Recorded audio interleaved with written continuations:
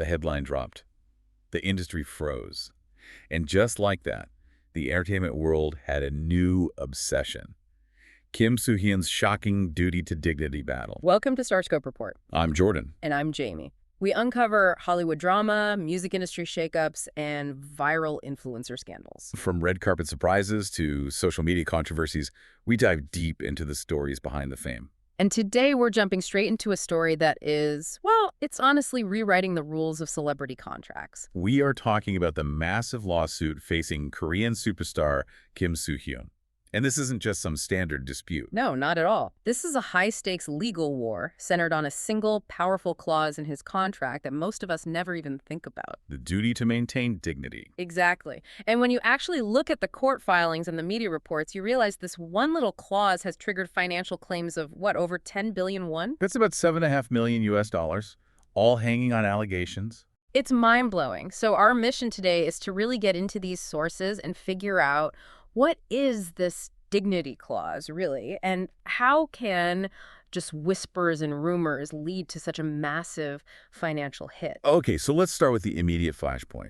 A major cosmetics company, let's call them Brand A, just dramatically escalated their claim against him and his agency. Yeah, this is where it gets crazy. They initially filed for 500 million won. Right. But they just revised that. It's now up to 2.86 billion won. Wow, that's almost a six-fold increase. It's a huge jump. And that single increase is what helps push the total damages from all these advertisers past that 10 billion won mark. So what's behind that jump? I mean, are they claiming their sales dropped that much more, or is this something else? Well, it signals they're moving past just, recovering costs for pulling ads. Right. A number that big suggests they're now going for punitive damages. They're arguing that the long-term damage to their brand's reputation is just that severe. They're going from recovery to punishment. So what exactly is the allegation that gave them the opening to do this? The whole thing stems from his alleged relationship with the late actress Kim Sae-ron. Okay. The claims, which really blew up on YouTube, are that the relationship went on for 6 years, starting back in 2015. And the key detail there, the part that's so explosive, is their ages at the time. Right. She was reportedly 15 and he was 27. And that, for Brand A, is the violation, the unavoidable misunderstandings about dating since she was a minor.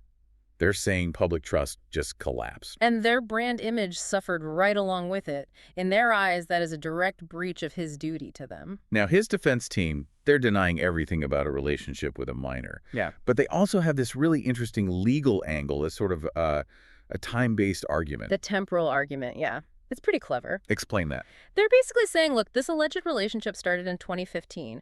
Our contract with Brand A didn't even exist then. Ah, okay. So you can't punish him now for something that supposedly happened years before he ever signed on with you. It's like a firewall. So if I signed a deal today, they can't sue me for something I did in college 5 years ago. That's the argument. But here's where it gets really complicated and honestly, a bit scary for celebrities. This isn't even the wildest part of the case. The advertisers found a way around that defense. Okay, so what's the pivot? They're not just attacking him on the alleged conduct, which is, hard to prove. They've launched a two-pronged attack. So there's the first part, the violation by conduct. Right. Trying to prove he actually dated a minor, that's the tough one. And the second? Violation by crisis management. This is the real danger zone for celebrities. Wait, so they're suing him over his PR strategy? Exactly.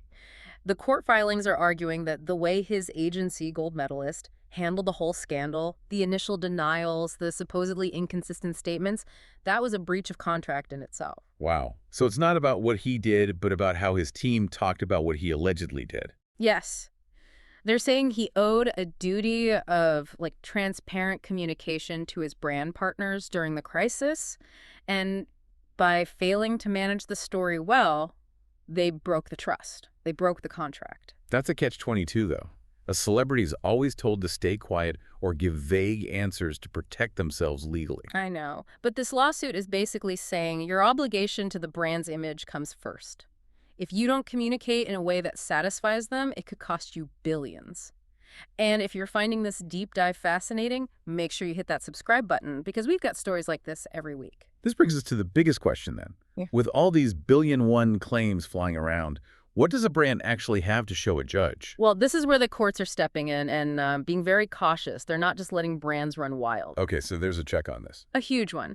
In a parallel lawsuit from another advertiser, Cuckoo Electronics, the court made a really important ruling. What's that? They demanded that the company rely on confirmed facts. Confirmed facts, not just internet outrage or, bad press. Exactly. The judge basically said, outrage isn't evidence. You can't just cancel a contract because your celebrity is trending for the wrong reasons. There has to be something legally verified. Like a criminal conviction or a finding of guilt in another case? Precisely. So that's a massive protection for the celebrity. But if the bar is that high, why are the brands still so confident? Why push forward with these massive claims? Because of that second prong we talked about, the crisis management failure. Right. Proving that an agency sent inconsistent emails or changed their story in press releases. Well, that is a confirmed fact. It's much easier to prove than the original allegation. So they can use the paper trail from the PR mess to prove a breakdown of trust. That's the strategy.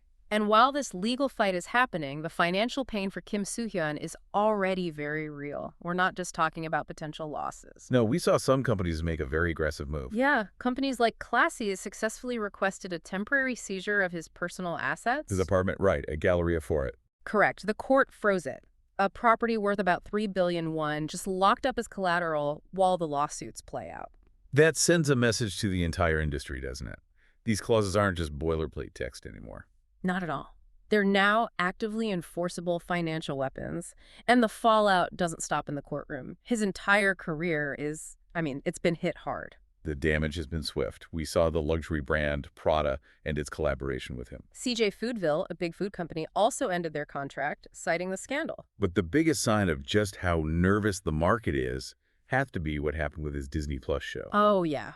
Knockoff. It was supposed to be this huge black comedy series, a pillar for their content strategy in Korea. Then now? Indefinitely delayed. Production is completely suspended. And later in the show, we'll talk about the shocking twist that no one saw coming in this whole affair. It just goes to show you, these global streaming giants like Disney, they are now directly on the hook for the personal scandals of their stars. They'd rather freeze millions in production money than risk a PR disaster. We also saw his public appearances get scrubbed. He was edited down on a TV show. A fan meeting in Taiwan was canceled. And that cancellation alone came with a penalty of over $1 billion won. It's just the numbers are staggering. And you can see why the brands reacted so fast.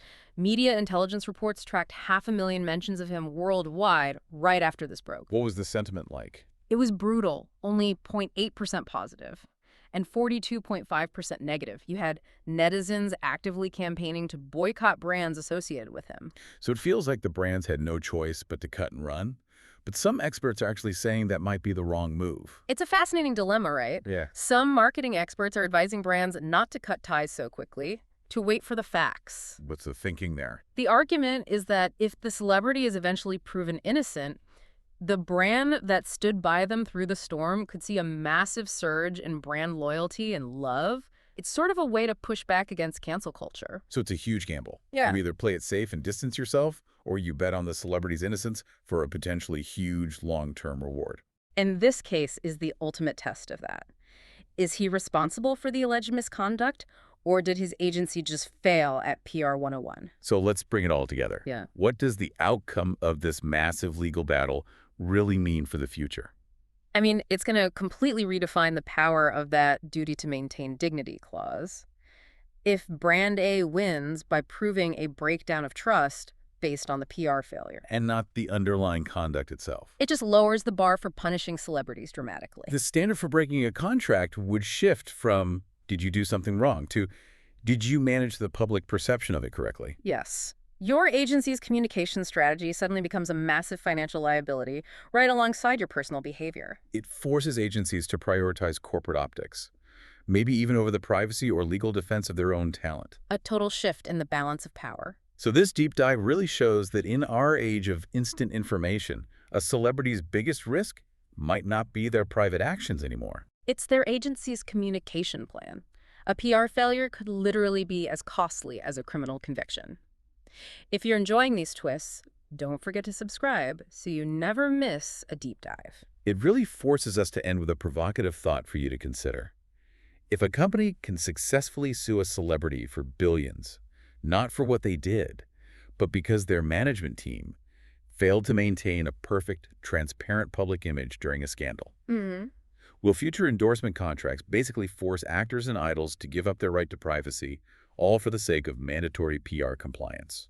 You've been listening to Starscope Report, where Jordan and Jamie uncover the stories shaping Hollywood, music, and pop culture. Thanks for tuning in, and don't forget to subscribe for more stories that keep the stars shining.